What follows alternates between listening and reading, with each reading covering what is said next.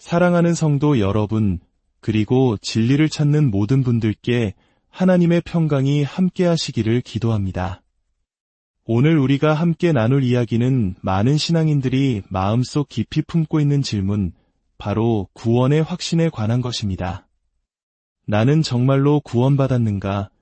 이 질문은 때로 우리의 믿음을 흔들고 깊은 영적 불안감에 빠뜨리기도 합니다.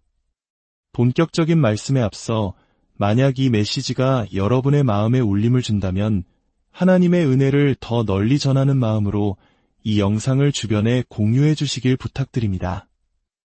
여러분의 좋아요와 구독은 저희가 이 귀한 사역을 계속 이어나가는 데 큰 힘이 됩니다. 이 말씀을 듣는 모든 분들의 삶의 주님의 인도하심과 축복이 가득하기를 소망합니다. 우리는 지난 시간 동안 구원에 대한 그릇된 확신, 즉 거짓된 위안을 주는 방법들에 대해 살펴보았습니다. 그릇된 확신의 가장 큰 원인 중 하나는 구원 그 자체와 구원의 조건에 대한 오해에서 비롯된다는 것을 알게 되었습니다. 그렇다면 어떻게 우리는 흔들리지 않는 참되고 견고한 구원의 확신을 얻을 수 있을까요? 그 해답을 찾기 위한 첫걸음은 다시 한번 신학, 즉 하나님을 아는 지식으로 돌아가는 것입니다. 현대사회는 종종 신학의 중요성을 가볍게 여기는 경향이 있습니다. 하지만 사도 베드로가 우리에게 너희의 부르심과 택하심을 굳게 하라고 권면했던 것을 기억해 보십시오. 그는 성화의 열매를 맺고 영적으로 성장하기 위해 우리의 택하심과 부르심을 확신하는 일에 부지런해야 한다고 강조했습니다. 그의 가르침 속에서 우리는 택하심과 구원의 확신이 얼마나 긴밀하게 연결되어 있는지 발견하게 됩니다. 참된 확신을 얻기 위해 우리는 먼저 성경이 말하는 택하심의 교리와 구원의 교리를 올바르게 이해해야 합니다. 이 두 개념은 서로 구별될 수는 있지만 결코 분리될 수는 없는 관계이기 때문입니다. 어떤 사람들은 우리가 구원을 받은 후에 그 구원받은 사실이 우리가 택하심을 받은 근거가 된다고 생각합니다. 즉, 구원이 택하심에 앞선다고 보는 것입니다. 신학적으로 이를 예지예정론이라고 부릅니다.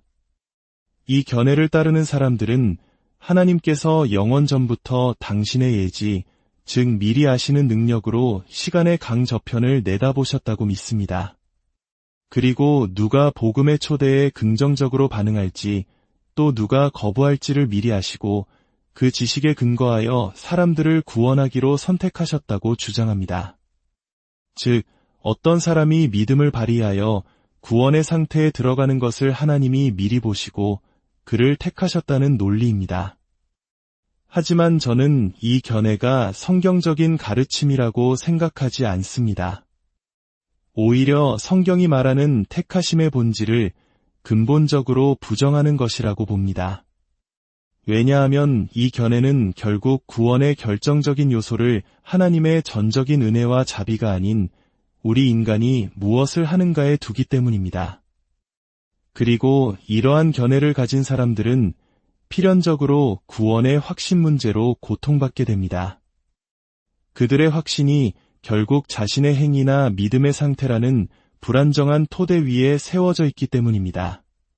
그러나 제가 이해하는 성경의 가르침은 다릅니다. 택하심은 구원을 위한 것입니다. 따라서 당신이 택하심을 받았다면 당신은 반드시 구원을 받습니다. 그리고 만약 당신이 구원을 받았다면 그것이야말로 당신이 택함받은 자들의 수에 포함되었다는 가장 분명한 증거입니다. 다르게 표현해 보겠습니다. 구원받은 자들 중에 택함받지 않은 자는 아무도 없으며 택함받은 자들 중에 구원에 이르지 못하는 자 또한 아무도 없습니다. 구원은 택하심으로부터 흘러나오는 결과입니다. 그러므로 내가 나의 구원을 확신하고 싶다면 가장 먼저 알아야 할 것은 내가 과연 택함받은 자들 가운데 있는가? 라는 질문입니다. 이제 우리는 왜 사도 베드로가 그토록 우리의 부르심과 택하심을 굳게 하는 일에 힘쓰라고 했는지 이해하게 됩니다. 만일 내가 택함받은 자들 가운데 속해 있다는 것을 확신할 수 있다면 나는 오늘뿐만 아니라 영원한 미래의 나의 구원에 대해서도 확신할 수 있습니다.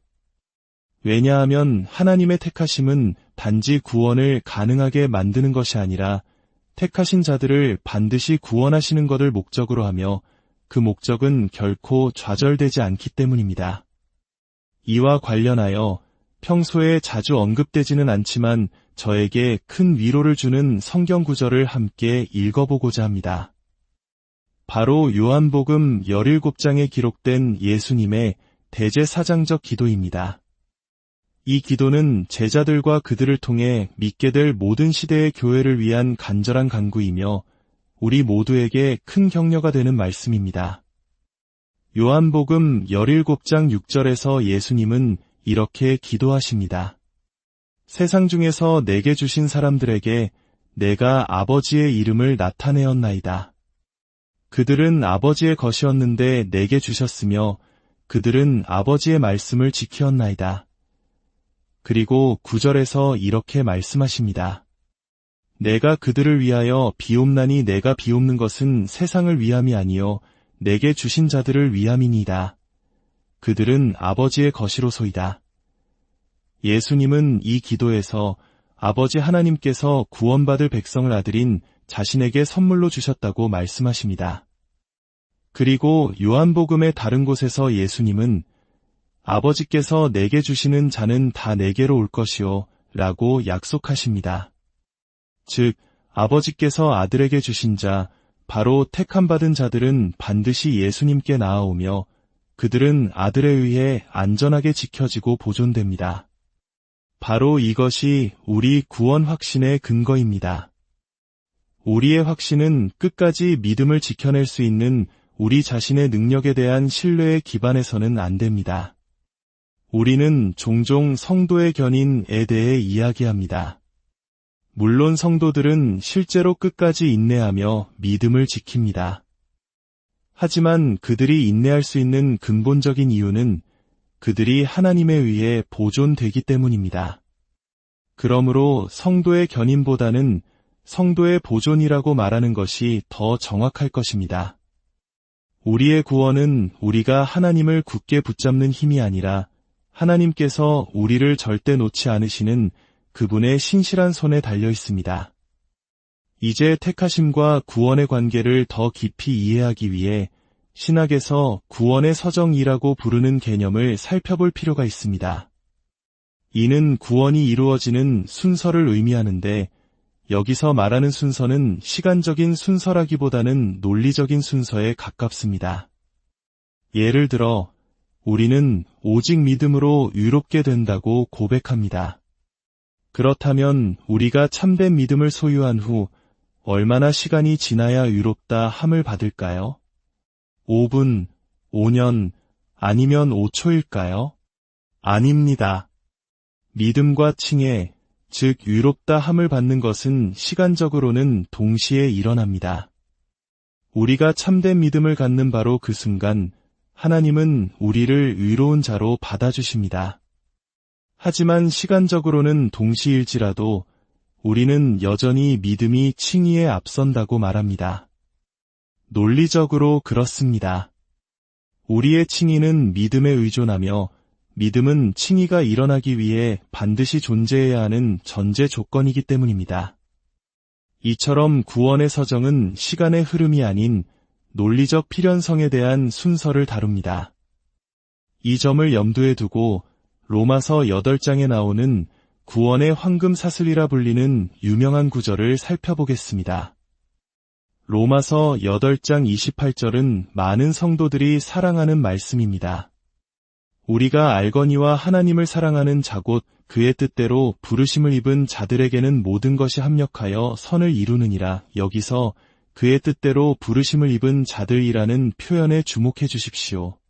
성경이 말하는 부르심에는 두 종류가 있습니다. 하나는 모든 사람에게 전파되는 복음의 외적인 부르심입니다. 하지만 귀로 복음을 듣는 모든 사람이 구원받는 것은 아닙니다. 다른 하나는 바로 내적인 부르심, 즉 성령 하나님께서 각 사람의 마음속에서 역사하시는 효과적인 부르심입니다. 이 부르심은 믿는 자의 귀를 열고 눈을 열고 마음을 열어 하나님의 목적을 이루시는 성령의 사역입니다. 이 내적 부르심을 받는 자들이 바로 택함받은 자들입니다. 이 사실은 이어지는 구절에서 더욱 명확해집니다. 29절과 30절을 보십시오. 하나님이 미리 아신 자들을 또한 그 아들의 형상을 본받게 하기 위하여 미리 정하셨으니 또 미리 정하신 그들을 또한 부르시고 부르신 그들을 또한 의롭다 하시고 의롭다 하신 그들을 또한 영화롭게 하셨느니라. 이것이 바로 구원의 서정을 요약한 황금사슬입니다. 여기에는 5개의 고리가 있습니다. 첫째, 미리 아심. 둘째, 미리 정하심. 셋째, 부르심. 넷째, 의롭다 하심. 다섯째, 영화롭게 하심. 이 순서의 논리를 이해하는 것은 우리의 구원 확신에 매우 중요합니다. 첫 단계인 미리 아심 때문에 어떤 이들은 이것이 앞서 언급한 예지 예정론을 지지한다고 생각합니다. 그러나 성경에서 안다는 것, 특히 히브리어 야다는 단순히 정보를 아는 것을 넘어 사랑과 언약의 깊은 인격적 관계를 의미합니다. 하나님께서 영원 전부터 우리를 사랑의 대상으로 아시고 정하셨다는 뜻입니다. 그리고 이 사슬의 구조를 주목해 보십시오. 미리 하신 모든 자들을 미리 정하셨고 미리 정하신 모든 자들을 부르셨으며 부르신 모든 자들을 의롭다 하셨고 의롭다 하신 모든 자들을 영화롭게 하십니다. 이 사슬에서는 단 한 사람도 탈락하지 않습니다. 모든 고리가 완벽하게 연결되어 있습니다. 여기서 결정적인 지점은 이것입니다. 부르심을 받은 모든 자들이 의롭다 함을 받는다는 사실입니다. 만약 이것이 모든 사람에게 주어지는 외적인 부르심이라면 이 말씀은 성립할 수 없습니다. 따라서 여기서 말하는 부르심은 성령의 효과적인 내적인 부르심임이 분명합니다. 그렇다면 이 논리를 따라가 봅시다. 만일 내가 장차 영화롭게 될 것인지, 즉 최종적으로 구원받을 것인지를 알고 싶다면 내가 지금 의롭다 함을 받았는지 확인하면 됩니다. 만일 내가 지금 의롭다 함을 받은 자라면 나는 장차 영화롭게 될 것을 확신할 수 있습니다. 너희 안에서 착한 일을 시작하신 이가 그리스도 예수의 날까지 이루실 줄을 우리는 확신하노라는 빌립보서의 말씀처럼 말입니다. 그렇다면 문제는 한 단계 더 거슬러 올라갑니다.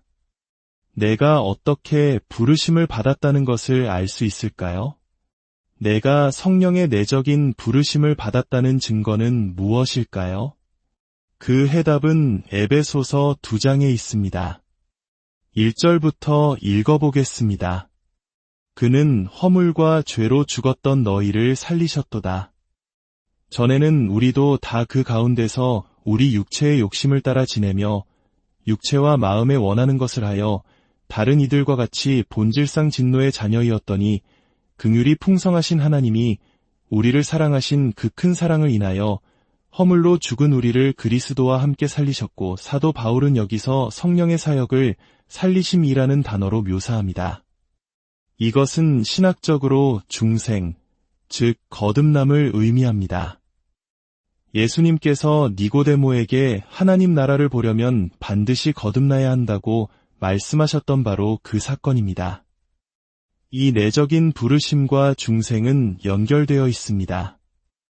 그러므로 구원의 확신을 추구하는 제가 던져야 할 근본적인 질문은 이것입니다. 나는 거듭난 사람인가? 만일 내가 거듭난 사람이라면 나는 내가 택함받은 자들 가운데 속해 있음을 알 수 있습니다. 왜냐하면 하나님의 택하심이 없다면 성령께서 영혼을 살리시는 이 중생의 역사는 결코 일어나지 않기 때문입니다. 택함받은 모든 자는 이 땅에서 사는 동안 어느 시점에서 반드시 성령으로 거듭나게 되며 거듭난 모든 자는 택함받은 자들의 수에 포함됩니다. 따라서 당신이 당신의 거듭남을 확신할 수 있다면 당신은 당신의 택하심을 확신할 수 있습니다. 그리고 당신의 택하심을 확신한다면 당신의 구원을 확신할 수 있는 것입니다. 물론 이를 위해서는 중생이 무엇인지 올바르게 이해하는 것이 다시 한번 중요해집니다. 오늘날 많은 사람들이 중생에 대해 혼란스러워하며 영적 죽음에서 영적 생명으로 옮겨지는 성령의 역사에 대해 저마다 다른 생각을 가지고 있습니다. 이것이 바로 우리가 건전한 교리, 올바른 신학을 가져야만 하는 이유입니다. 참된 구원의 확신은 나의 변덕스러운 감정이나 불완전한 행위를 들여다보는 데서 오지 않습니다. 그것은 변치 않는 하나님의 약속과 그분의 주권적인 사역을 바라볼 때 주어집니다. 그리고 그 사역의 가장 확실한 증거는 바로 성령께서 우리 안에 일으키신 새로운 생명, 즉 거듭남의 체험입니다. 사랑하는 성도 여러분, 잠시 눈을 감고 기도합시다. 거룩하신 하나님 아버지, 오늘 말씀을 통해 구원의 확신이 우리의 노력이 아닌 아버지의 신실하신 선택과 보존하심에 있음을 깨닫게 하시니 감사합니다. 흔들리는 세상 속에서 우리의 감정과 상황에 의지하지 않게 하시고 로마서 8장에 끊어지지 않는 황금사슬과 같은 주님의 약속을 굳게 붙들게 하옵소서. 우리 안에 새 생명을 주신 성령의 역사를 깨닫게 하시고 그로 말미암아 우리가 하나님의 자녀임을 택함받은 백성임을 확신하며 담대하게 살아가게 하옵소서. 이 말씀을 듣는 모든 심령 위에 하늘의 평강과 위로를 부어주시옵소서. 우리를 구원하신 주 예수 그리스도의 이름으로 기도드립니다.